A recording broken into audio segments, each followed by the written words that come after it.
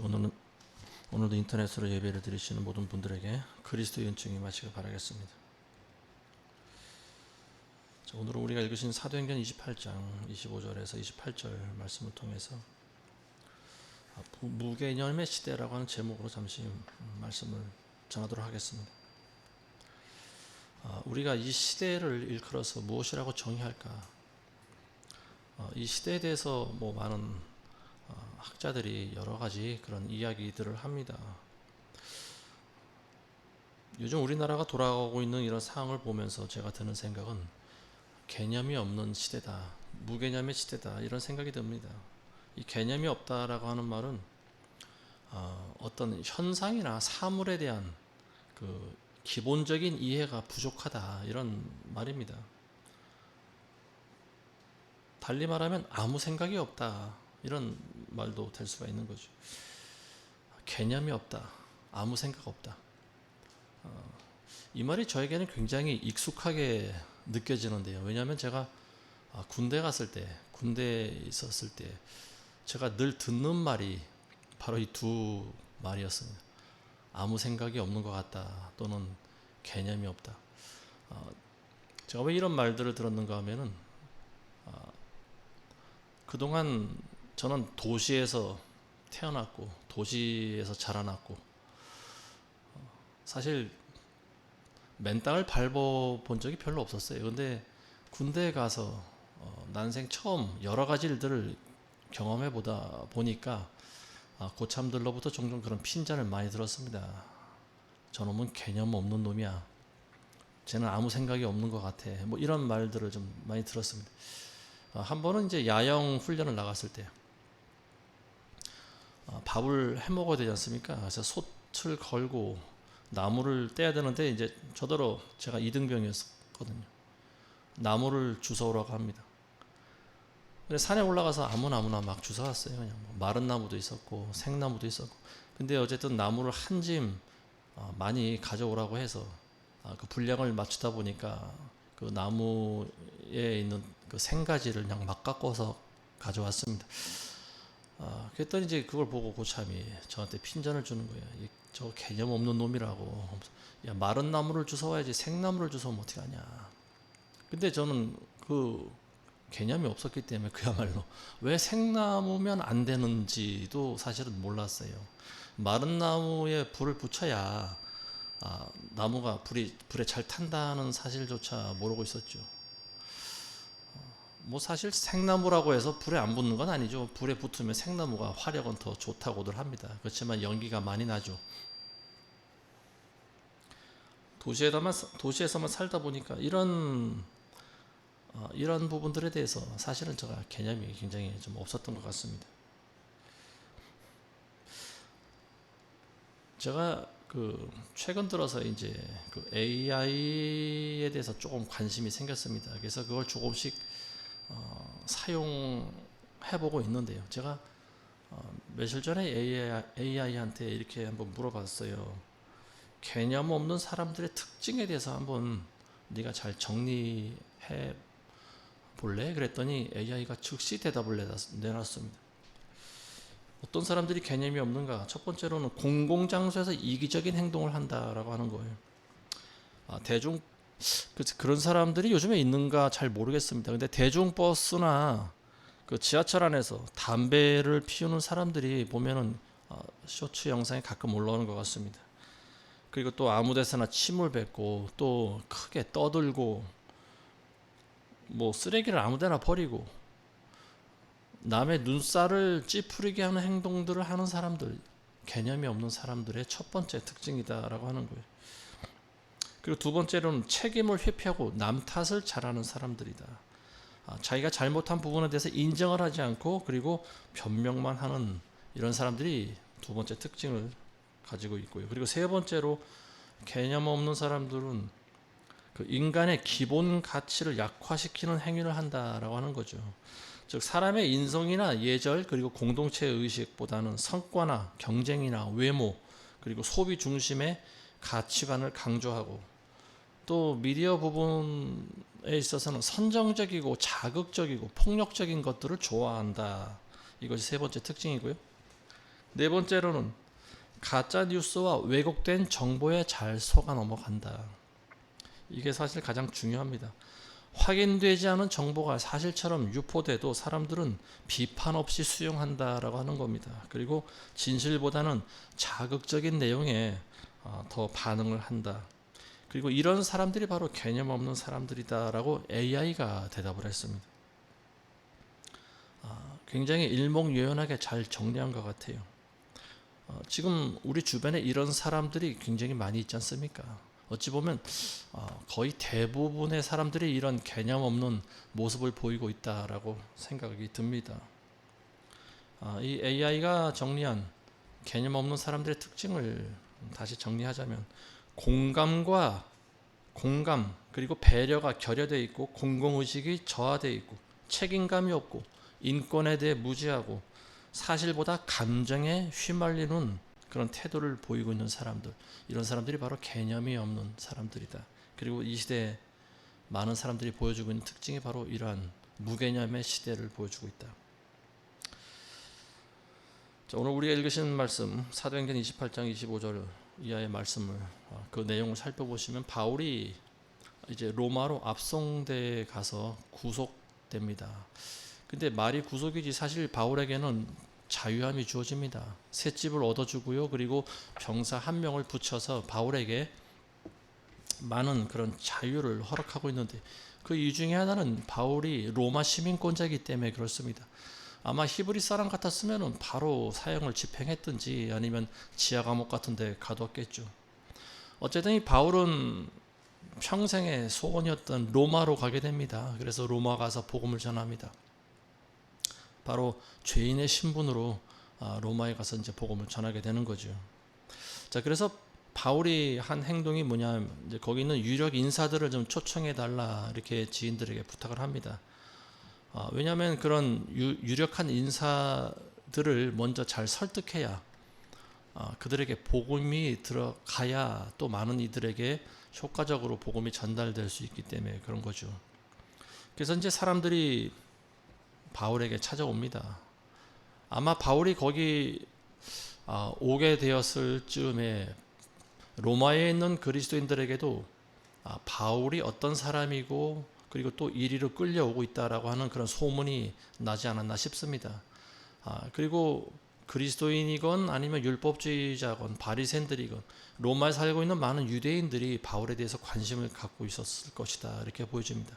그래서 많은 사람들이 그 소문을 듣고 바울을 찾아옵니다. 그리고 바울에게 이것저것 질문을 합니다. 당신이 왜 여기까지 끌려오게 되었느냐? 그리고 당신이 믿는 도는 무엇이냐? 하나님의 나라는 무엇이고 예수 그리스도는 누구며? 그리고 또 율법과 무슨 상관이 있으며 뭐 이런 것들을 많이 질문을 합니다. 근데 거기에 대해서 바울이 다 대답을 해줘요. 그리고 하나님의 나라와 예수 그리스도에 대한 강론을 합니다. 바울은 한두 사람이 찾아왔을 때도 정성을 다해서 그들에게 그리스도의 복음을 전합니다. 온갖 정성과 힘을 다 기울입니다. 그런데 사람들이 보여주고 있는 태도는 반반입니다. 어떤 사람은 바울이 하는 도를 듣고 믿는 사람이 생겨납니다. 그렇지만 대부분의 사람들은 바울이 하는 말을 귀담아 듣질 않습니다. 그리고 그들 중에는 서로 분열이 됩니다. 왜냐하면 믿는 사람들과 믿지 않는 사람들 간에 서로 충돌이 생겨나기 때문에 그래요. 이런 대립이 생기기 때문에 그렇습니다. 그래서 같이 바울을 보러 온 무리들, 그 무리들 가운데서도 서로 쟁론이 일어나고 분쟁이 생겨났다라고 하는 말입니다. 자, 그 모습을 보면서 바울이 탄식을 합니다. 그리고 이렇게 말합니다. 성령께서 선지자 이사야를 통해 우리 조상들에게 잘 말씀해 주셨도다. 이 백성에게 가서 말하되 너희가 듣기는 들어도 깨닫지 못할 것이요 보기는 보아도 알지 못하리라. 이 백성의 마음이 무뎌지고 그들의 귀는 듣는데 둔하고 그들은 자기들 눈을 감았으니 이는 눈으로 보지도 못하고 귀로 듣지도 못하며 마음으로 깨닫지도 못하게 되어 나로 그들을 치유하지 못하게 하려 함이라. 이사야 선지자가 이렇게 말을 했다라고 하는 거죠. 그리고 이 구절은요 사실 복음서에 예수님께서 하신 말씀을 그대로 인용한 말입니다. 거의 토시 하나도 틀리지 않고 예수님이 하신 말씀 그대로 한 거예요. 그 당시 예수님 당시에 백성들의 모습을 보고 예수님께서 탄식하시면서 하신 말씀이 똑같습니다. 너희가 귀가 있어도 듣지 못하고 눈이 있어도 보지 못하고 듣기는 들으나 깨닫지도 못하고 마음이 무뎌져서 너희 조상들과 똑같이 행동하는도다. 그래서 하나님 입장에서 보면은요, 내가 도저히 너희를 치유하려 해도 그렇게 되지 못하게 너희가 스스로 만드는도다, 이런 말입니다. 사람들의 귀는 진리에 굉장히 무뎌져 있습니다. 그 진실을 볼 수 있는 눈이 감겨져 있어요. 그리고 마음은 정욕으로 가득 차 있습니다. 2000년 전이나 지금이나 똑같아요. 많은 사람들이 하나님의 나라에 대해서 들어도 깨닫지를 못합니다. 그래서 바울이 한탄을 한 거예요. 도저히 안 되는구나. 이거는 능으로도 힘으로도 도저히 안 되는구나. 오직 성령의 역사로만 되는 것이구나. 바울은 거기서 아마 자신의 인간적인 한계를 느끼지 않았나 싶습니다. 내가 여기까지 와서 로마에까지 와서 복음을 전하지만 그렇지만 내가 저들을 변화시키는 데는 한계가 있구나. 나는 오직 씨를 뿌리는 일밖에는 할 수 없구나. 여기서 인간의 한계를 바울은 느꼈다고 봅니다. 사람은 씨를 뿌리는 일까지만 할 수 있어요.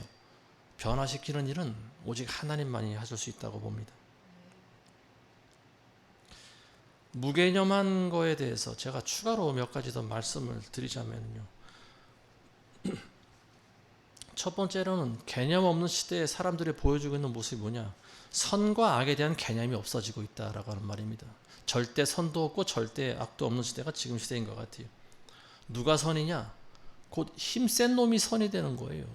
그리고 힘이 약한 놈은 악이 되어버리는 그런 시대에 우리가 살아가고 있습니다. 권력을 잡은 놈이 선이 되고 그 싸움에서 진 놈은 악이 되어버리는 거예요. 절대 권력을 휘두른 자가 선이 되는 거죠. 약한 자는, 그 싸움에서 진 자는 죄인이 되어버리는 거예요.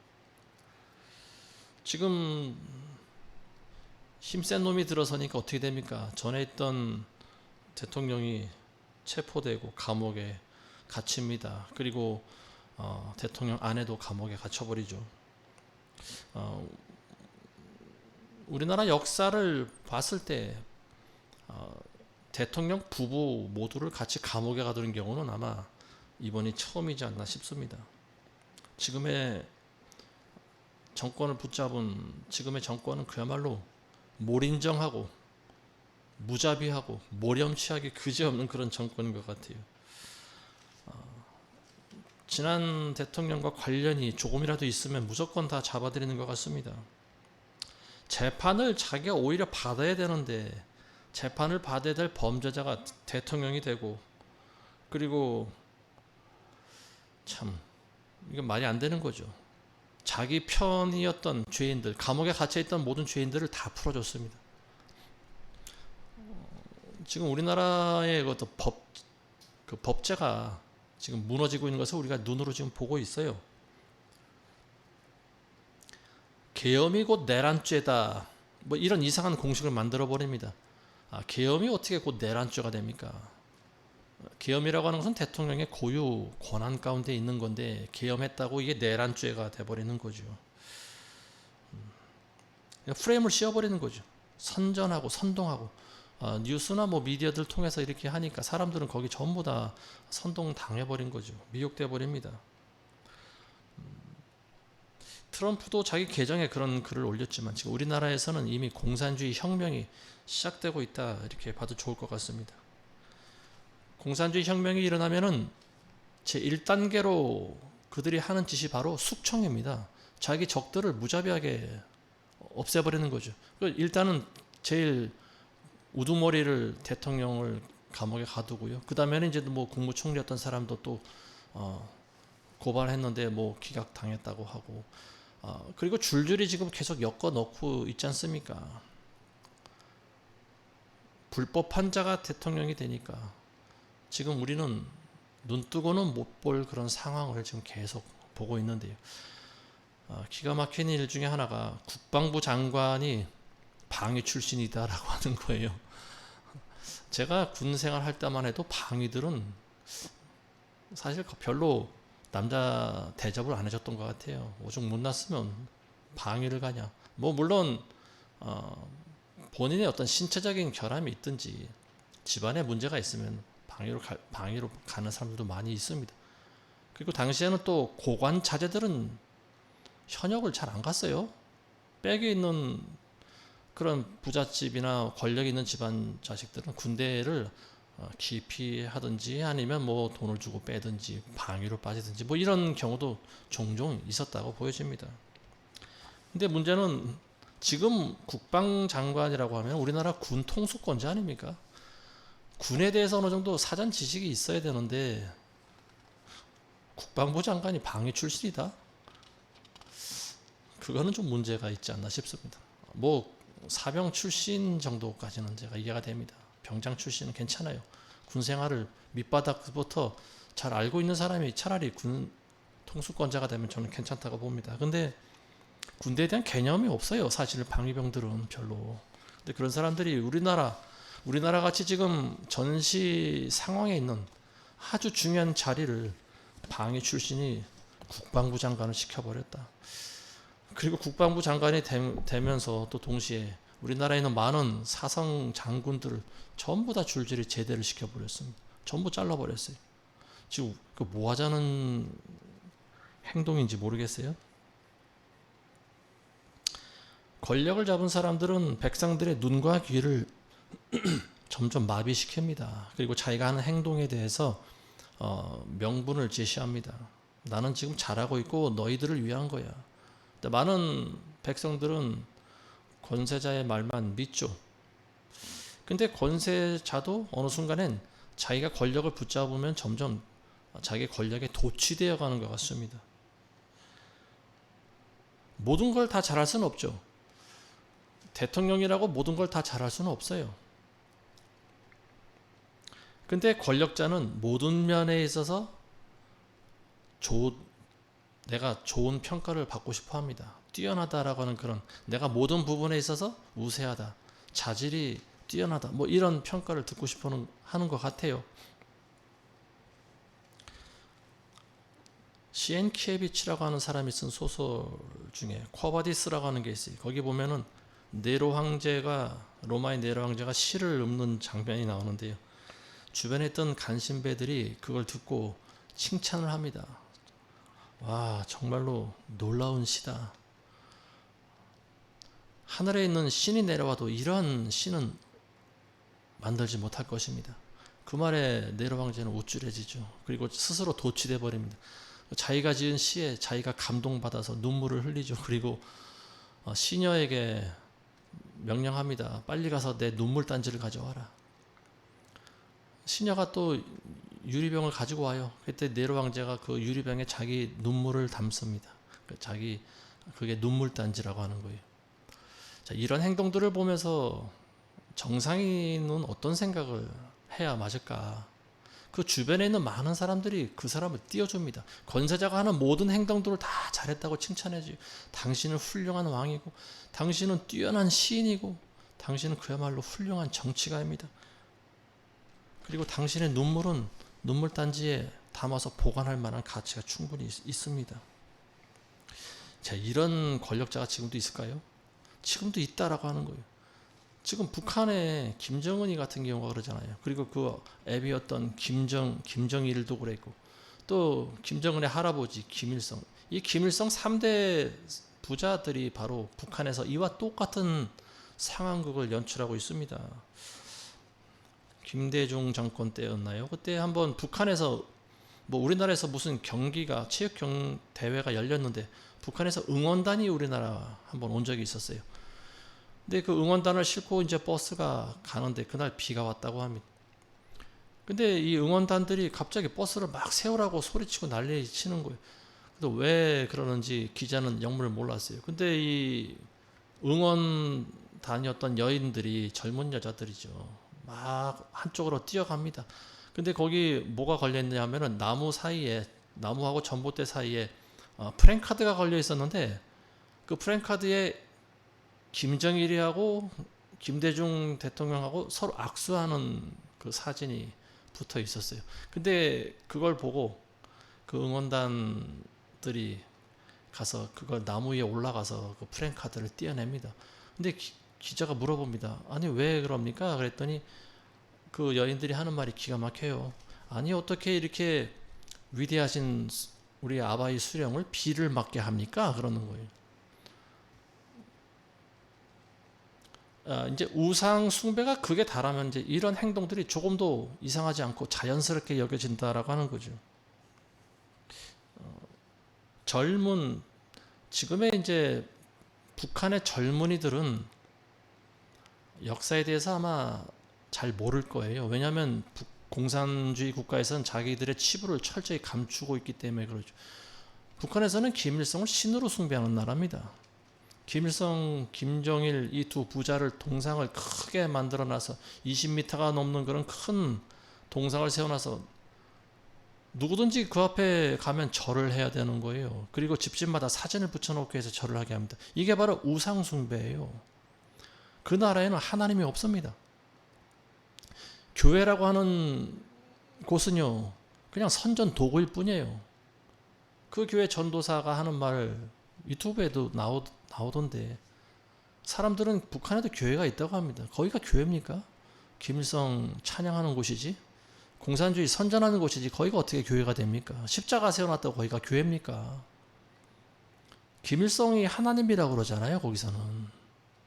근데 그런 북한에 무슨 교회가 있다고 합니까? 북한에도 교회가 있다고 하는 사람들은 뭔가 잘못된 사람들이라고 저는 생각합니다.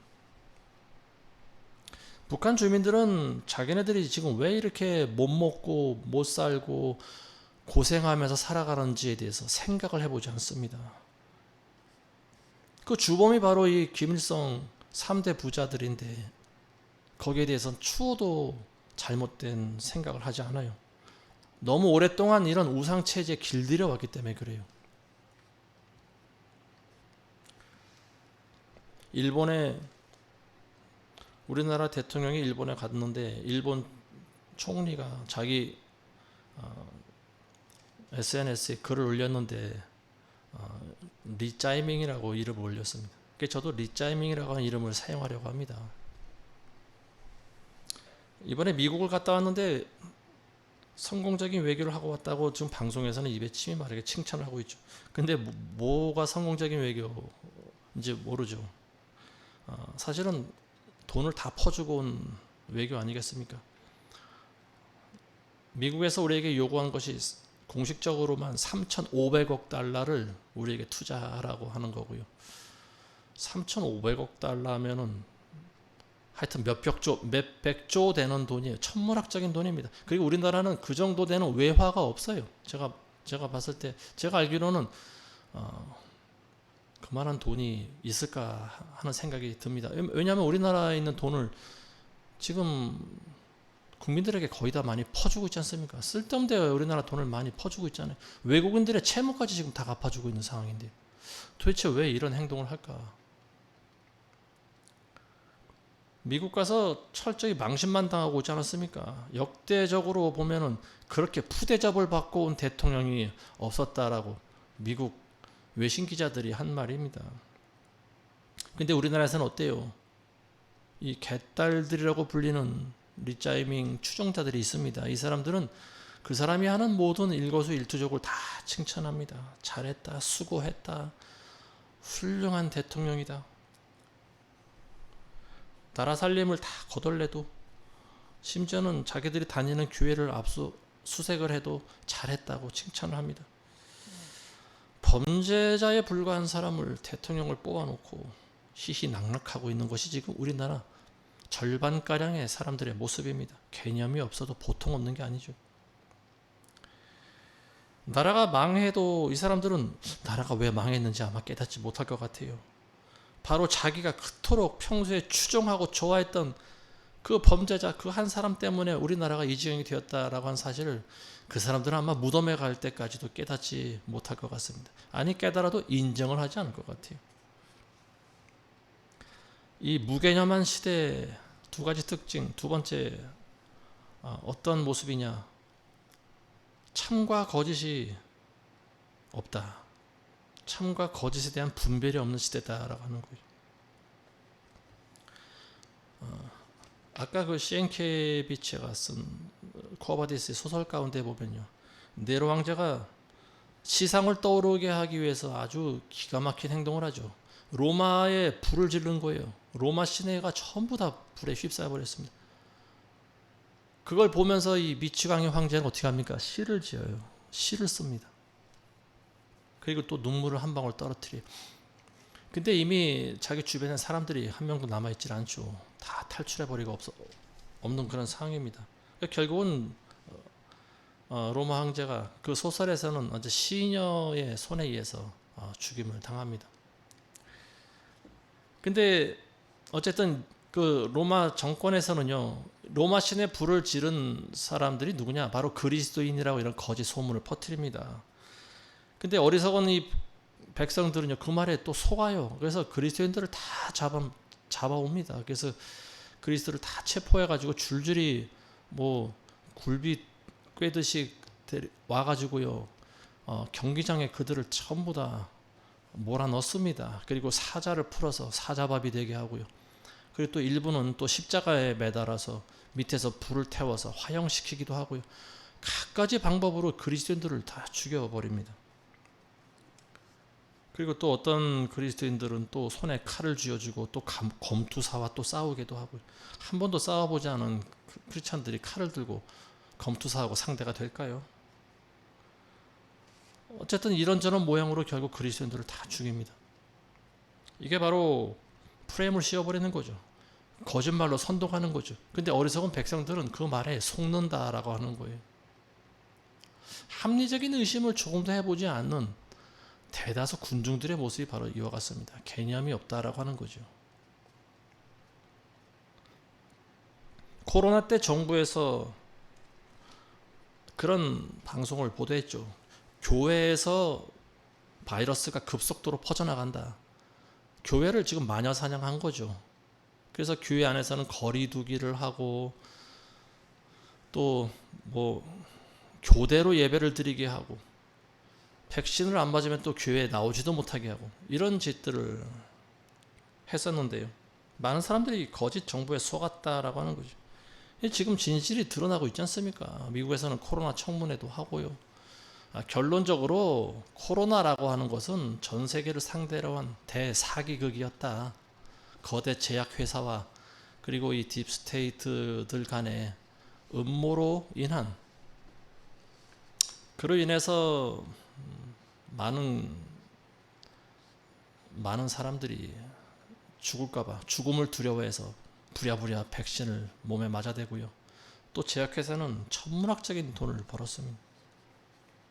그리고 그 중에 한 명이 또 얼마 전에 우리나라 왔었죠. 바로 빌 게이츠입니다. 빌 게이츠 같은 사람이 우리나라에 와가지고 결국은 또 뭐 무슨 어떤 행동을 하고 왔는지는 잘 모르겠습니다. 어쨌든 그가 했던 일은 끔찍한 일이었습니다. 아무것도 모르는 사람들에게 두려움을 주입하고 검증되지 않은 약을 몸에 집어넣어서 많은 사람들 죽게 만들었습니다.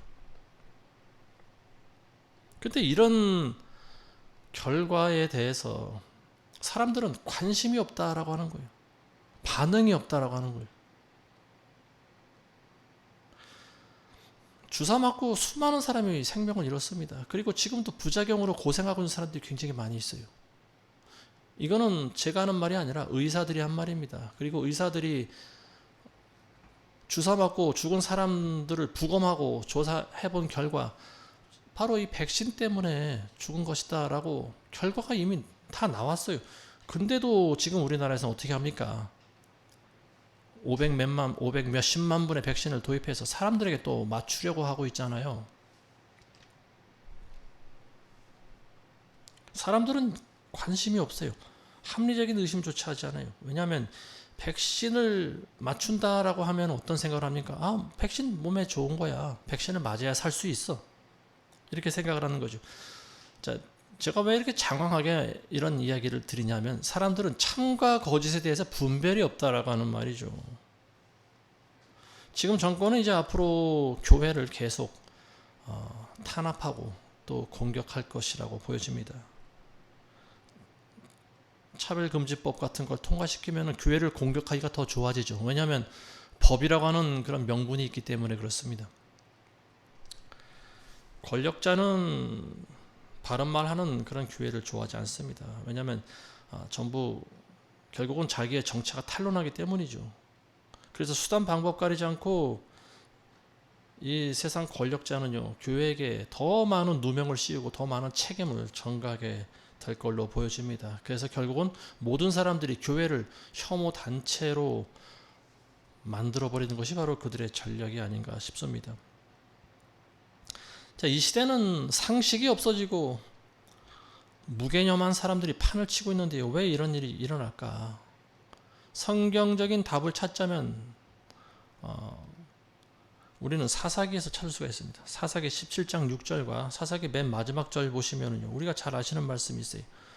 그 당시에 이스라엘에 왕이 없었으니 사람마다 자기 눈에 오른 대로 행하였도다. 자기 눈에 오른 대로 행하였다. 개역성경에는 자기 소견대로 행하였더라. 자기가 하고 싶은 대로 행하였다라고 하는 거예요. 그러니까 법이 없고 왕이 없으니까 그런 거예요. 많은 사람들이 자기가 하고 싶은 대로 하면서 살아갑니다. 이게 바로 무개념한 거예요. 이게 아무 생각이 없는 거고, 이게 상식이 없이 살아가는 거예요. 가치가 없기 때문에 그렇습니다. 절대 가치가 없기 때문에 그래요. 기준점이 없기 때문에 그래요. 그리고 하나님의 말씀이 없기 때문에 그렇습니다.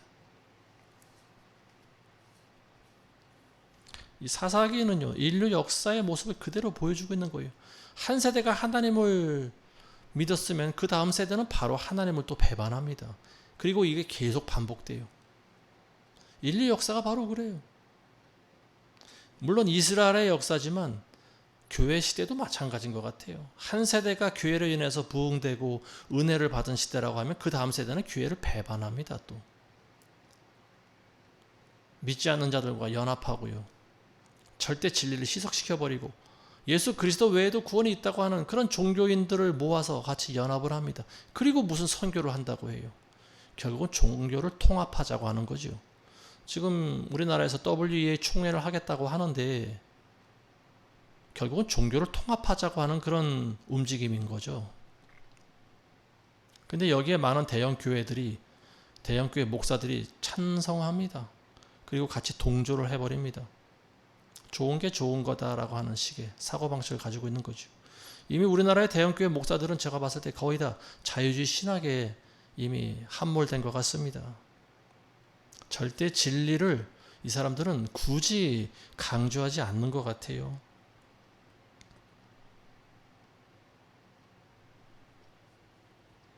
왕이 없는 시대, 이스라엘의 왕이 없으므로 사람들이 자기 하고 싶은 대로 살아갔다라고 하는 거죠. 지금도 마찬가지인 거죠. 진정한 왕은 없습니다. 이 시대에 진정한 왕이 없어요. 진정한 왕은 그리스도의 재림 때나 가능한 일입니다. 예수님이 오셔서 왕이 되실 때 진정한 그분이 우리의 왕이 되시는 거죠. 그때까지는 우리를 인도할 만한 왕이 없다라고 하는 거예요.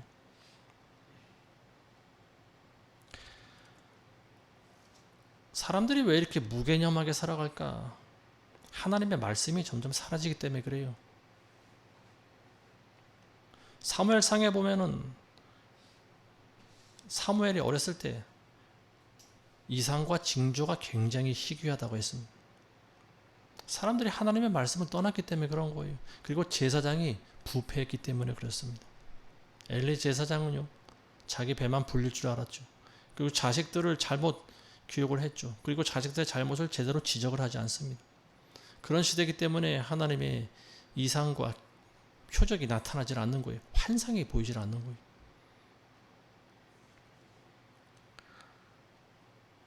하나님의 말씀이 사라지면은요, 사람들은 더 이상 진리에 대해서 관심을 기울이지 않습니다.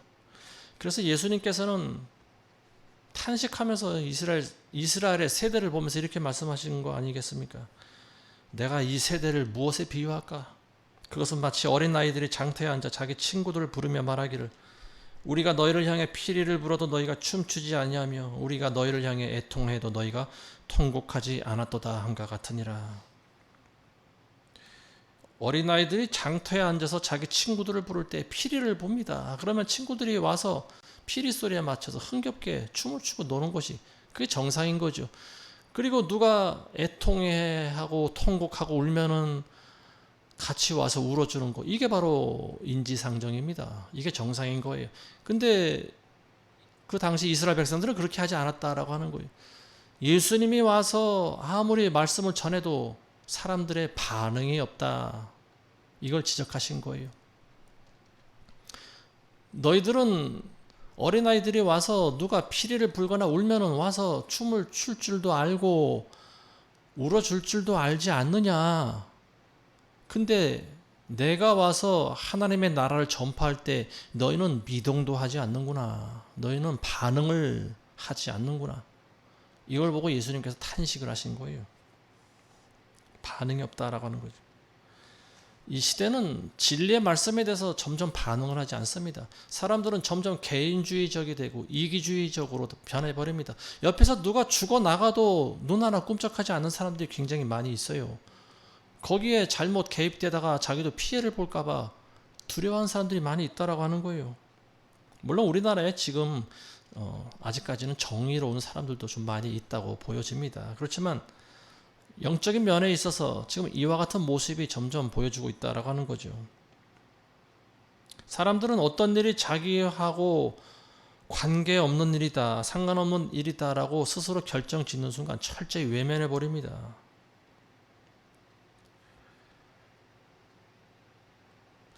이 시대에 상식이 없고 개념이 없다라고 하는 것을 또 제가 어떤 걸 보면서 느끼느냐 하면은요, 이 말이 굉장히 예민하게 받아들인 사람들이 있을 것 같습니다. 어떤 말이냐면요, 짐승과 관련된 일입니다. 왜 이 시대의 사람들은 짐승에게 저렇게 애정을 쏟을까? 특히 개나 고양이에게 왜 이토록 각별한 애정을 보일까? 이걸 보면서 드는 생각은, 이 사람들이 굉장히 영적으로 허무한 사람들이구나. 사랑을 줄 대상이 없고 사랑을 받지 못하기 때문에 짐승을 통해서 그걸 대신 받고자 하는 욕구가 강한 거예요. 이런 사람들에게 개를 왜 좋아하냐고 말하면 바로 욕설과 고성이 날라옵니다. 그 사람들에게 있으면 그게 다인 거예요. 개가 내 인생인 거고, 그리고 나를 대표하는 거예요. 그리고 내 자식과도 같은 거예요. 근데 그 개를 뭐라고 욕하거나 할 수가 없는 거예요.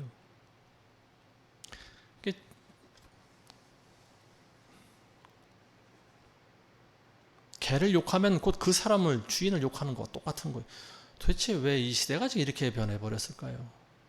요즘에 시내에서 보면은요, 유모차에 개 싣고 다니는 것 정도는 심심찮게 많이 보고 있습니다. 근데 저는 개를 포대기에 등에 업고 가는 사람도 봤어요. 저는 깜빡 속았습니다. 멀리서 보니까 어떤 아줌마가 아기를 업고 오는 줄 알았어요. 근데 보니까 사람이 아니에요. 개예요. 개를 포대기에 등에다 업고 옵니다. 이걸 보면서 드는 생각이, 어떻게 그 사람을 정상으로 볼 수 있겠습니까? 물론 짐승을 개인적인 취향에 따라서 애지중지하는 건 알겠지만, 이해합니다. 어느 정도. 그렇지만 우리는 영적으로 분별해야 되지 않겠습니까?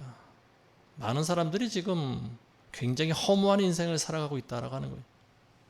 본인들이 도대체 왜 인간으로 태어나고 왜 살며, 그리고 우리가 죽으면 어디로 가는지 많은 사람들은 관심이 없다라고 하는 거예요. 그냥 자기가 좋으면 좋은 대로 살아가는 거예요. 내가 사랑할 대상이 없고 사랑받을 사람이 없으니까 나는 걔라도 사랑해야 되겠다. 이게 오늘날 무개념의 시대에 살아가고 있는 사람들이 보여주고 있는 특징입니다. 그리고 또 사도 바울이 지적한 것 중에 하나가 있어요. 그게 뭐냐면 사람들이 무정하고 배반을 잘한다라고 하는. 이 시대에 배반하면은 떠오르는 사람이 한 명 있습니다. 정치인 중에 안경 쓴 한 명이 떠올라요. 머리숱 많은 한지성 가진 사람이 있습니다. 이 사람은 배반의 아이콘입니다. 근데 배반자라고 하는 것은 적보다 더 위험한 거예요. 차라리 적은 서로 정체가 분명하기 때문에 싸울 수가 있어요. 근데 이 내부에 있는 배반자는 그야말로 찾아내기가 쉽지가 않습니다. 내부에 있는 배반자는 외부에 있는 적들 10명보다 더 위험한 거예요. 어쨌든 이번에 국힘당에서 대표를 뽑았는데 앞으로 어떻게 될지 잘 모르겠습니다. 어쨌든 우리가 열심히 그 사람들이 잘 싸워주기만을 바라는 수밖에 없죠. 많은 사람들이 진리에 잘 반응을 하지 않아요. 오늘 우리가 읽으신 말씀의 배경을 보시면 사도 바울이 로마인들을 불러서 복음을 전하는데, 근데 그 사도 바울 이외에도 예수님의 12 사도들, 12 제자였던 이 사도들이 가는 곳마다 많은 기적을 나타냅니다. 그리고 표적을 보입니다. 그러니까 유대인들이 사도들을 불러서 압력을 가합니다. 그들을 협박합니다. 다시는 예수의 이름으로 말하지도 말고 가르치지도 말라. 근데 사도들이 뭐라고 합니까? 베드로와 요한이 뭐라고 말하는가 하면요, 하나님 앞에서 너희들 말 듣는 것이 하나님 말 듣는 것보다 옳은지 판단해라. 우리는 우리가 보고 들은 것들을 말하지 아니할 수 없노라. 이렇게 아주 단호하게 이야기합니다. 너희가 우리에게 하지 말라고 협박을 하지만 우리는 말하지 않을 수가 없다. 왜냐하면 하나님께서 우리에게 지시하시고 명령하신 거기 때문에 그렇다. 그리고 그것이 진리고 그것이 진실이고 그것이 맞기 때문에, 그것이 옳기 때문에 우리는 보고 들은 것을 말하지 않을 수가 없다. 이렇게 단호하게 권세자들 앞에서 이야기를 합니다. 그래서 결국 사도들은 채찍질 당하고 감옥에도 갇히고 많은 고난과 핍박을 받습니다. 그래도 이들은 입을 닫지 않았다라고 하는 거죠. 이 말씀을 듣는 많은 분들이, 여러분들이 만일 예수 그리스도가 정말로 여러분들의 구주가 되시고 하나님의 말씀이 절대 진리가 맞다라고 생각하면요, 저희는 그렇게 살아가야 됩니다. 사도들과 같이 살아가야 돼요. 권세자들 앞에 서서 우리가 어떤 회유와 협박을 받을지라 하더라도요, 받았다 할지라도 네가 하는 말보다 하나님이 하는 말이 더 옳지 않느냐, 나는 옳은 것을 따르겠노라, 이렇게 이야기해야 됩니다. 당신이 아무리 나에게 복음을 전하지 말라고 해도 나는 그걸 하지 않을 수가 없다. 왜냐하면 그걸 안 하면 내 마음이 불타는 것 같아서 나는 견딜 수가 없노라. 이런 선지자들의 그런 심경이 돼서 그런 고백을 할 줄 알아야 돼요.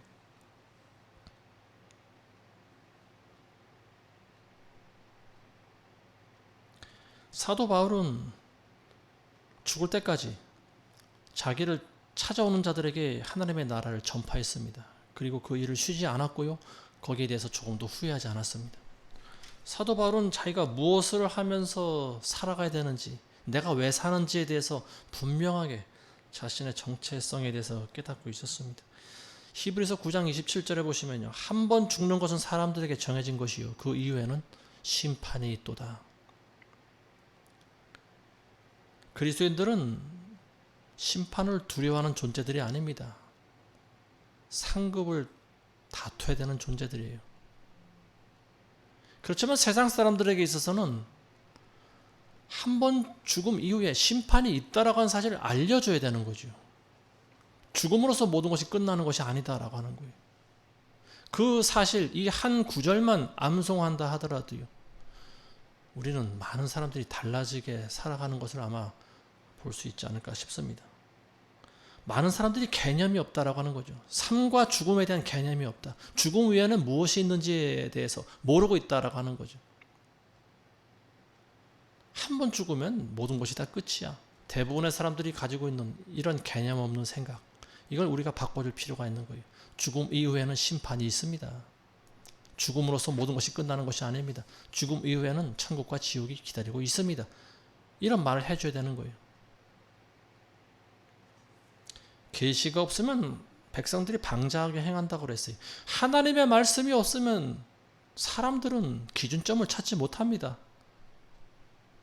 자기 나름대로 어떤 철학을 만들고 기준을 만들고 법을 만들고, 인간들이 역사 이래로 이런 짓들을 계속 해왔지만 결국은 인간들은 자기 소견대로, 자기 옳은 대로, 자기 눈에 보기에 좋은 대로 행동하면서 살아가는 존재라는 거예요. 거기에 불과하다라고 하는 거죠. 하나님의 절대적인 말씀이 기준이 돼야 되는데 하나님의 말씀이 없으니까 사람들은 자기 마음대로 행동하는 거예요. 그리고 결국은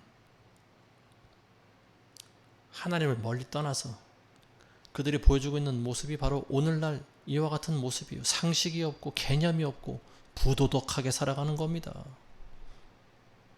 진리에 대한 관심이 없고요. 선과 악에 대한 구별을 못하고 선동당하기 좋아하고 진실보다는 감정에 휘말리는 우리나라 국민들의 모습, 하나님을 떠난 사람들의 모습이에요. 진리를 외면한 자들의 모습이 바로 이와 같다라고 하는 거예요. 우리는 선과 악을 구별할 줄 알아야 됩니다. 그리스도인들은 선악 정도는 구별할 줄 알아야 돼요. 무엇이 참이고 무엇이 거짓인지 정도는 분별할 줄 알아야 되지 않겠습니까? 그런데 오늘날 교회 다니는 사람들조차도 뭐가 선이고 뭐가 악인지 몰라요. 잠언서 24장 24절에서 25절 말씀 보시면 악인에게 말하기를 네가 옳다 하는 자는 백성이 그를 저주하고 민족들이 그를 미워하리라. 그러나 그를 꾸짖는 자들에게는 즐거움이 있을 것이요 또 좋은 복이 그들 위에 임할 것이라. 잠언서 저자는 지금 여기서 뭐라고 말합니까? 악인을 꾸짖어야 된다라고 말하고 있지 않습니까? 그래야 꾸짖는 자에게 복이 임한다고 하는 거예요. 악인이 하는 짓을 보고 네가 옳다, 잘한다 칭찬하는 자는 결국 백성들의 저주를 받는다라고 하는 말입니다. 지금은 칭찬을 받을지 몰라도 나중에 악인들을 잘하고 악인들에게 잘했다, 옳다, 네가 옳다라고 말한 자들은요, 백성들로부터 돌팔매질을 당할 수 있다라고 하는 말입니다. 지금 정권을 옹호하고 지지하고 그 사람을 좋아하는 많은 사람들 나중에 국민들로부터 질타를 받을 거예요. 국민들로부터 돌팔매질을 당할 거예요. 그리고 역사의 죄인으로 그 오명이 남을 거예요. 오늘 말씀 정리하겠습니다. 무개념한 시대는 옳고 그름이 없는 그런 시대다 이렇게 볼 수 있을 것 같습니다. 노아의 때가 그랬고 소돔과 고모라 때가 그랬습니다. 그리고 사사시대도 역시 개념 없는 그런 삶을 사람들이 살아갔습니다. 많은 사람들이 자기가 옳다고 생각하는 바를 따르면서 그대로 행동하면서 살아갑니다. 그렇지만 그들의 마지막은 심판이었어요. 멸망이었습니다. 영원한 형벌입니다. 지금의 때를 보면은요, 과거 그 어느 때보다 가장 무개념한 시대가 바로 지금이 아닌가 싶습니다. 이 시대는 남녀의 구분이 점점 사라지고 있습니다. 그리고 사람과 짐승의 차이도 점점 희미해져 가고 있어요. 선과 악의 개념이 사라지고요. 참과 거짓의 그런 관계도 사람들이 잘 분별하지 못합니다. 진리와 비진리가 지금 섞여 있어요.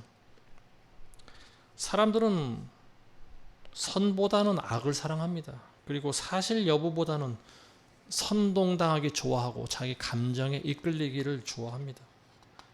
이 시대 사람들이 보여주고 있는 이런 모습들은 모두가 하나님을 떠난 인생들이 보여주고 있는 그런 모습인 거죠. 교회 다닌다고 하는 교인들의 모습도 마찬가지입니다. 이번 계엄 사태와 관련돼서 대통령을 탄핵시키는 데 일조한 사람들은 결국 불법 환자가 대통령이 되게 하는 데 일조한 사람들이고요. 그리고 이것은 앞으로 우리나라의 향방을 결정짓는 매우 중대한 실수다. 저는 그렇게 봅니다.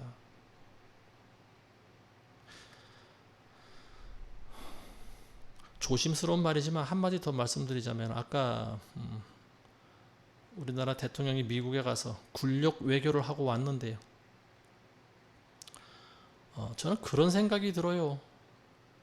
우리나라에 앞으로 큰 경제적인 사태가 한번 다시 일어나지 않을까 싶습니다. 이미 이거는 많은 경제학자들이 예견한 바이기는 합니다. 근데 97년도에 우리가 겪었던 IMF 때의 상황, 이런 상황이 지금 이 시대에 다시 재현되지 말라고 하는 법이 없습니다. 지금도 IMF 구제기금 신청한 나라들이 있어요. 우리나라도 결국은 우리나라에 달러가 없으면 부도나게 돼 있습니다. 그리고 미국이 과도하게 지금 투자를 우리나라에 요구하고 있는 상황이고, 또 우리나라 권세자들은 국민들의 인기몰이를 하기 위해서 우리나라의 재산을 지금 바닥까지 다 탕진해버리고 있는 상황입니다. 있는 빚 없는 빚 다 끌어와서 우리나라의 빚이 지금 뭐 몇천 조인지 몇백 조인지 하여튼 헤아리지 못하는 지금 빚이 있습니다. 근데 어쨌든 트럼프는 우리나라에 3,500억 불 이상 되는 투자금을 요구하고 있고요. 그리고 그 투자금에 대한 이익을 미국이 90%를 다 가진다고 합니다. 그리고 10%는 미국에 다시 재투자해야 되는 거고요. 그럼 우리나라는 도대체 뭘 먹고 삽니까? 우리나라 경제에 큰 위협이 올 수밖에 없는 그런 상황입니다. 그리고 그렇게 만들어 놓고 왔어요. 이 말씀을 듣는 모든 분들은 아마 마음에 준비를 조금 하셔야 되지 않을까 싶습니다. IMF 때와 같은 상황이 오면 안 되겠지만 그런 상황이 온다 할지라도 최소한 피해를 줄일 수 있는 것들을 우리가 생각을 해볼 필요가 있습니다. 뭐 그런 부분들에 대해서는 전문가의 도움을 받는 것도 좋을 것 같고요. 어쨌든 이런 부분들 단순히 그냥 일어나는 시대적인 뉴스나 사건이 아닙니다. 굉장히 예수님이 오시는 재림의 때와 흡사한 거고요. 그 징조 중에 하나가 그 중심에 우리나라가 어느 정도 서 있지 않나 싶습니다. 앞으로 국제 정세가 어떻게 변할지 몰라요. 오직 하나님만이 아십니다. 우리가 할 수 있는 일은 이 나라를 위해서 끝까지 기도를 해야 되는 거고요. 많은 교회들이 앞으로 자기들 발등을 스스로 도끼로 찍었다라고 하는 사실을 알게 될 때가 아마 곧 오지 않을까 싶습니다. 많은 교인들이 후회할 거예요. 그리고 고통에 몸부림치면서 그 사람을 찍었던 자기 손가락을 도끼로 잘라버리고 싶은 충동을 느끼게 될 겁니다. 이런 무개념한 시대에 우리가 살아남을 수 있는 유일한 길은 오직 예수 그리스도 한 분밖에 없습니다. 영원한 길과 진리와 생명이 되신 예수 그리스도, 그분을 우리의 왕으로 모시고 살아가는 수밖에 없어요. 그리고 그분의 재림을 우리가 항상 기뻐하면서 감사하면서 기다리시기를 주의 이름으로 축원합니다. 기도하겠습니다. 하나님 아버지, 이 시대는 절대 진리를 추구하지 않습니다. 하나님을 좋아하는 세대가 점점 사라지고 있습니다. 많은 교회에서는 불법한 자를 대통령으로 투표하고 그를 지지합니다. 하나님, 우리나라의 이 무개념한 상황을 불쌍히 여겨 주시옵소서. 좌우를 분별하지 못하는 이 많은 영혼들 주께서 긍휼히 여겨 주시옵소서.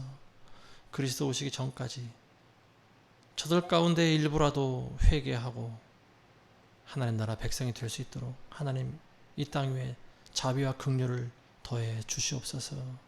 예수님의 이름으로 기도드리옵나이다. 아멘.